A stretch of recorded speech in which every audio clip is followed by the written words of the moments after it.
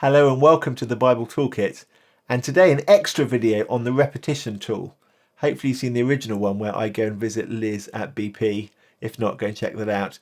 But today I want to show you a website by Tyndale House in Cambridge which puts the repetition tool on steroids. It's called stepbible.org, and I type it into my browser, I get this.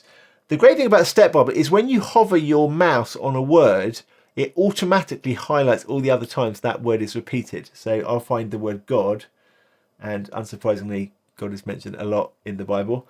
Or I could find the word darkness, there's the word darkness. Or I could find all the reference to waters, there's all the reference to waters. And so you instantly find the repetition. But it's even more useful than that, because instead of Genesis, let me show you 1 Peter chapter 2 and 3.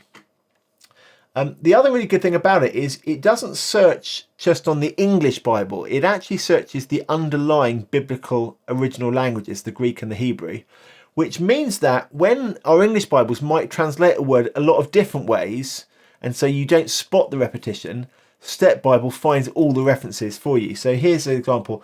Fear God, 1 Peter 2 verse 17. And you'll see it's highlighted for me in verse 18, the word respect, which in the original language is the noun fear. And then down in chapter 3, respectful, again, fearful in the original.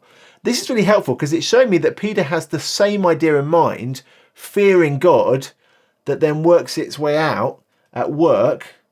Servants, be subject to your masters with all fear. And in marriage, husbands will see your fearful conduct. Now that doesn't mean Peter wants you to fear your boss or to fear your husband. He means he wants us to fear God in all of these situations. So when you're at work, be really mindful of God and what he thinks of you. In your marriage, be really mindful of God and what he thinks of you. And the fear of God, if that's the thing that consumes us, then you just see there in chapter 3 verse 6, if you fear God, you don't have to fear anything else that's frightening. I call it the fear swap. Fear God rather than anything else. And it will transform work, it will transform marriage. You wouldn't have spotted it in English translation because the word keeps getting translated different ways, fear, respect, or so on. But Step Bible will find the original repetition for you, just with a hover of the mouse. Head over to digdeeper.tools for more videos and resources.